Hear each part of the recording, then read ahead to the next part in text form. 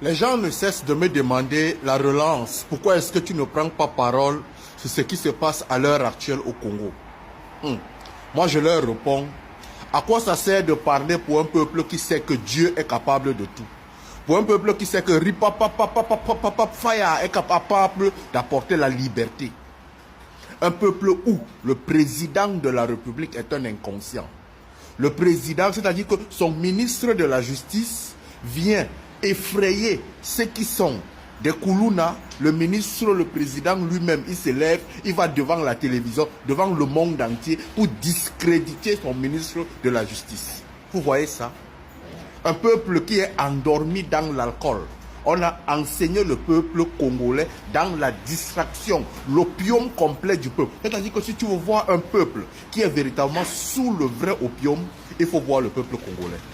La musique, c'est une distraction, c'est un opium. La religion, l'opium. L'alcool, l'opium.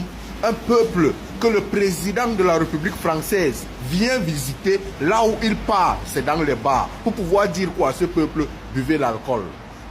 Vous voyez, à quoi c'est mieux, on se lève, on se met en prière avec eux. On crée les jeûnes et les prières, on commence à parler. Pourquoi? Parce que le peuple congolais que vous voyez, c'est une église sur 1 kilomètre. Une église sur 1 kilomètre. Dans chaque famille, presque chaque famille, il y a un prophète, il y a un apôtre. Nous, on se lève sur les réseaux sociaux, on essaye de dire à ce peuple africain depuis longtemps que c'est bien, Dieu existe. Mais ce n'est pas de la façon que vous servez Dieu que vous devez le servir. Un peuple qui est comme ça, à quoi ça sert de se battre? Surtout que le peuple Israël, eux-mêmes, qu'ils appellent le peuple Israël, ils prennent des armes pour pouvoir lutter pour leur liberté. Nous, on est dans la prière. Ce n'est pas seulement le peuple congolais. Mais la seule chose que je peux dire au peuple africain, et c'est le travail que je fais ici, c'est d'éveiller les consciences. Continuez à vous dire que peuple africain, la prière est une bonne chose, mais la prière vous endort. Les églises vous endorment.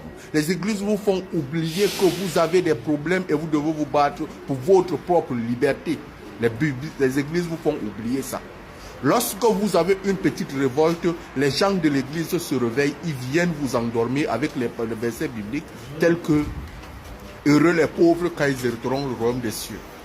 Les versets bibliques tels que « Laissez le pouvoir », c'est-à-dire qu'il faut respecter les autorités. Si les autorités vous tuent, il faut toujours continuer à les respecter. Ok, moi je vais dire quoi? Que celui qui veut se réveiller, se réveille. Allume